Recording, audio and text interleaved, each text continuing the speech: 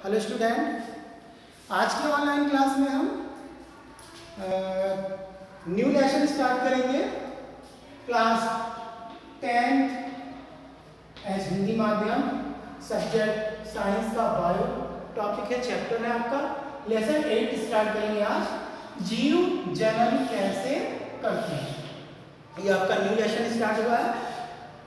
Last class में हम लोगों ने पढ़ा था इसके पहले कि जीवों में आनुवंशिकता के बारे में हमने पढ़ा था और कई चीज़ों के बारे में पढ़ा था। आज हम नया लेसन स्टार्ट कर रहे हैं, जीव जनन कैसे करते हैं। पहला टॉपिक है आपका जनन की परिभाषा। तो बच्चों, जनन किसे कहते हैं? तो जीवों में होने वाली वह जैविक क्रिया किसे कहते हैं? जीवित होने वाली क्रिया। तो जीवों में होने वाली वह जैविक क्रिया जिसके द्वारा को कई जीव या सभी जीव अपने ही समान नए जीव उत्पन्न करते हैं या अपने संतान उत्पन्न करते हैं, उस क्रिया को हम जनन कहते हैं या प्रजनन कहते हैं। वह क्रिया जिसके द्वारा कोई भी जीव अपने ही समान संतान उत्पन्न करता है और अपनी जाति को निरंतर बनाए रखता है, सब वातावरण में अपनी जाति की संख्या को बनाए रखता है, तो संतान उत्पन्न करने की क्रिया को हम जनन कहते हैं। समझ गए?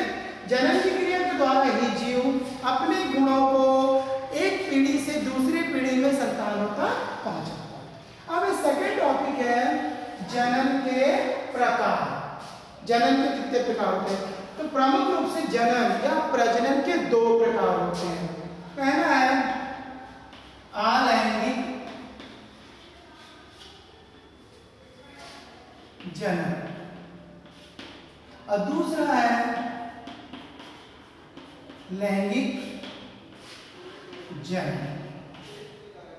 तो पहला पढ़ेगा अपन अलैंगिक जनन के बारे में।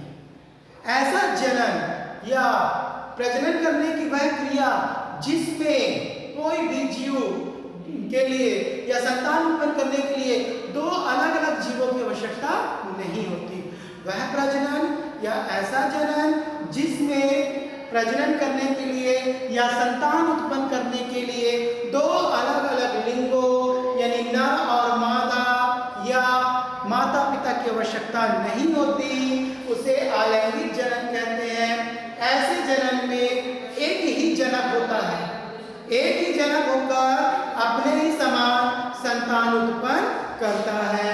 जैसे कि यह एक कोशिकीय सूक्ष्म जीवों में पाया जाता है, जैसे एक कोशिकीय जीव में पाया था अमीबा, यूग्लिना, पैरामीशियम एक्सेट्रा।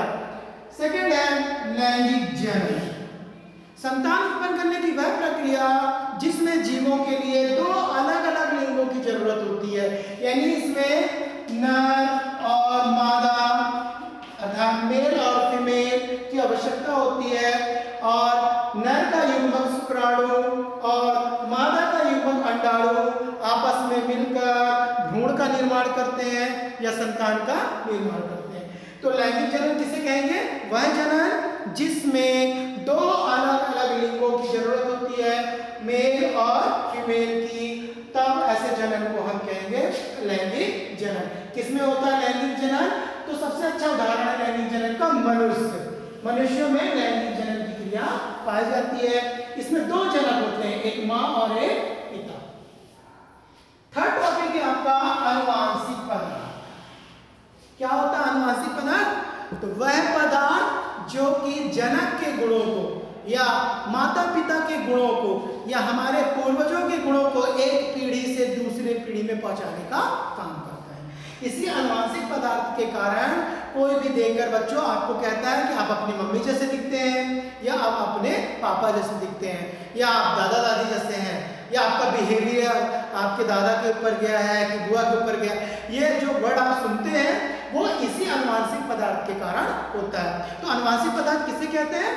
हमारे शरीर में पाया जाने वाला वह पदार्थ जो कि हमारे गुणों को हमारी संतानों तक पहुंचाने का काम करता है। यह आनुवंशिक पदार्थ होता है गुणसूत्र, जीन और मुख्य रूप से होता है डीएनए। अभी मैं बताता हूँ डीएनए होता क्या है, ठीक है। और आनुवंशिक पदार्थ पाए ये अपन जान लें। तो प्रत्येक कोशिका के,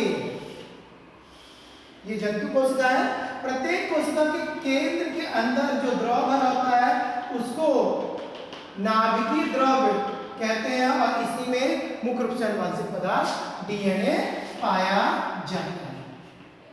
और गुणसूत्र भी यही होते हैं और गुणसूत्रों में ऐसे मोतियों के समान जीन लगे होते हैं जो कि माता पिता से संतानों में जाते हैं।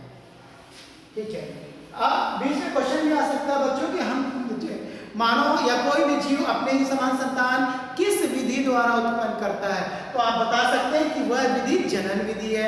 फिर क्वेश्चन आ सकता है कि अमीबा में कैसा प्रजनन पाया जाता है, लैंगिक या अलैंगिक, तो आप बताएंगे अलैंगिक जनन। मनुष्यों में यह क्वेश्चन आ गया, नर और मादा की किस जनन में आवश्यकता होती है, तो आप बताएंगे कि लैंगिक जनन में आवश्यकता होती है। अब अपन पढ़ते डीएनए का पूरा नाम, डीएनए। डी का मतलब होता है डीऑक्सीराइबो, डीऑक्सीराइबो।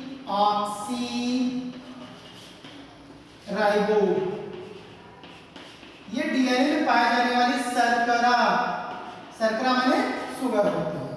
तो D for deoxyribo, N for नाभिकीय और ए फॉर अम्ल। तो क्या हो गया, डी फॉर डीऑक्सीराइबोस नाभिकीय, ए फॉर अम्ल। कहां पे होता है ये, चित्र में बताया आप लोगों को, प्रत्येक कोशिका के ये नाभिक में केंद्र में पाया जाता है ये नाभिकीय अम्ल डीएनए। तो ये एक आनुवंशिक पदार्थ है जो कि जीव के गुणों को उनके संतान तक पहुंचाता है। अगला टॉपिक है, मोस्ट इंपॉर्टेंट टॉपिक है डीएनए की प्रकृति, प्रतिकृति का प्रजनन में महत्व। तो सबसे पहले हम लोग जाने प्रतिकृति माने क्या होता है। प्रतिकृति, प्रतिकृति का मतलब होता है हूबहू अपने समान दूसरा रूप बना लेना या फोटोकॉपी बनाना। तो डीएनए में एक प्रमुख विशेषता होती है कि डीएनए कोशिका विभाजन के समय अपने ही समान दूसरा डीएनए बना लेता है। यानी एक डीएनए से एक से अधिक डीएनए बनने की प्रक्रिया को हम प्रतिकृति या द्विगुणन कहते हैं। इसमें डीएनए अपने समान फोटोकॉपी की प्रति बनाता है, सेम टू सेम। ठीक है, अब कह रहा है कि डीएनए की इस प्रतिकृति का प्रजनन में क्या महत्व है। तो बच्चों सबको पता है कि प्रजनन की क्रिया में माता पिता के गुण संतानों में जाते हैं। तो जब माता पिता के अंदर का डीएनए अपने ही समान दूसरी कॉपी बनाता है, फोटोकॉपी बनाता है, फिर वही पिता का डीएनए कौन सा वाला, प्रतिकृति वाला डीएनए शुक्राणु के साथ संतान में जाता है और माता का डीएनए प्रतिकृति वाला अंडाणु के साथ संतान में जाता है और जाकर माता और पिता के गुणों को संतान में पहुंचाता है। तो मुख्य रूप से क्या काम हो गया, प्रजनन में क्या महत्व इसका कि आनुवंशिक गुणों को संतानों तक पहुंचाना। फिर अब पांचवी टॉपिक है विभिन्नता किसे कहते हैं एवं महत्व। तो सबसे पहले हम पढ़ेंगे विभिन्नता किसे कहते हैं। विभिन्नता माने होता है अंतर का पाया जाना। आप देखते हैं प्रकृति में या वातावरण में तरह तरह के जीव जंतु पेड़ पौधे होते हैं, कई मनुष्य भी कितने सारे हैं जो कि एक दूसरे से अंतर प्रदर्शित करते हैं। तो विभिन्नता वह प्रक्रिया है जिसमें एक ही जाति के सदस्यों में या एक ही जीव जैसे मनुष्य हो गया या गाय हो गया, कोई भी एक ही जीव जाति के सदस्यों में उसके आकार में, उसके कार्यकी में, उसके व्यवहारिकता में, उसकी सामाजिकता में, उसके शरीर की बनावट में जो अंतर पाया जाता है उस अंतर को ही हम विभिन्नता कहते हैं। इसी विभिन्नता के कारण एक ही माता पिता से उत्पन्न होने वाले संतान यानी भाई बहन या जुड़वा बच्चे भी किसी न किसी गुण में एक दूसरे से अलग होते हैं। तो विभिन्नता हम जानेंगे बच्चों कि विभिन्नता किसी भी एक जाति के सदस्यों में पाए जाने वाले अंतर को कहते हैं। इस विभिन्नता के कारण ही एक माता पिता से उत्पन्न संतानों में अंतर पाया जाता है, चाहे वो जुड़वा बच्चे क्यों ना हो, उनमें भी किसी न किसी चीज पर थोड़ा बहुत अंतर अवश्य होता है। एवं महत्व, विभिन्नता का महत्व क्या है, बहुत अधिक महत्व है। इसके द्वारा पहला पॉइंट आप लिख सकते हैं कि विभिन्नता के द्वारा नए गुणों का निर्माण होता है। सेकंड, विभिन्नता से नई जातियां बनती हैं। थर्ड, विभिन्नता से जीवों में अनुकूलन उत्पन्न होता है, यानी जीव बदलते हुए वातावरण के अनुसार अपने आप को आसानी से ढालता है। चौथा, विभिन्नता के कारण जीवों में कार्य क्षमता और बदलते वातावरण के अनुसार अपने आप को एडजस्ट करने के लिए यानी उत्तरजीविता बनाए रखने के गुण पाया जाता है। और विभिन्नता के कारण पांचवा है कि जीव लंबे समय तक जीवित रहते हैं, सर्वाइव कर सकते हैं। ठीक है, अब अगले टॉपिक है अपन की एकल जीवों में प्रजनन की विधियां। तो एकल जीव होता क्या है पहले देखेंगे बच्चों पर। एकल जीव ये बहुत सूक्ष्म जीव होते हैं जो एक सिंपल एक कोशिका के बने होते हैं, इन्हें हम कहते हैं एकल जीव। जैसे कि अमीबा, यूग्लिना, पैरामीशियम आदि। हम लोग कैसे हैं, हम लोग बहु कोशिकीय जीव हैं, बहुत सारी कोशिकाओं से मिलकर बने हैं। तो एकल जीवों में प्रजनन की विधियां, एकल जीव में प्रजनन की विधि जो होती है वो अलैंगिक। इनमें कौन सी विधि पाई जाती है, अलैंगिक प्रजनन की विधि पाई जाती है, जिसमें एक ही जनक होता है और अपने ही समान संतान उत्पन्न करता है। और इस अलैंगिक जनन में पहले आता है विखंडन। विखंडन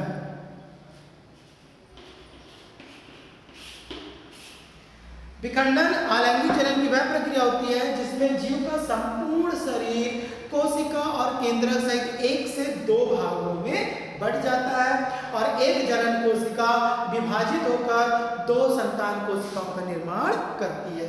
जैसे कि अपन देखेंगे अमीबा में ऐसा होता है। अमीबा में एक मातृ कोशिका हो गई, धीरे धीरे इसमें विभाजन हो रहा है, इसका केंद्रक भी बढ़ रहा है बीच से बढ़ने के लिए और जीवद्रव्य भी बढ़ रहा है बच्चों। फिर इसके बाद अगर इसके बीच में खांच बनने लगता है और केंद्रक बढ़ चुका है अब, और लास्ट में ये कोशिका एक भाग से दो भाग में बढ़ जाती है और एक जनक से दो संतान कोशिका प्राप्त हो जाती है। तो इस तरह से संपूर्ण जीव का शरीर एक से दो भागों में बढ़ जाता है। तो इस विधि को हम कहते हैं विखंडन। जब कोई भी जीव कोई एक जनक एक से दो कोशिका में बढ़ता है तो उसको द्विविखंडन भी कहते हैं। और जब कोई जीव एक से अधिक भागों में बढ़ता है यानी दो भाग से ज्यादा तो उसे बहुविखंडन या खंडन भी कहते हैं। तो आज की क्लास में आज का इतना टॉपिक रहा है कि जीव जनन कैसे करते हैं, आगे अपन नेक्स्ट क्लास में पढ़ेंगे। इससे रिलेटेड कुछ क्वेश्चन आप लोग नोट कर लेंगे। पहला, अनुवांशिक पदार्थ कहाँ पाया जाता है। सेकंड क्वेश्चन, डीएनए की प्रतिकृति किसे कहते हैं और डीएनए का पूरा नाम क्या है। थर्ड क्वेश्चन, डीएनए का काम क्या है, क्या काम करता है, विभिन्नता के क्या महत्व होते हैं।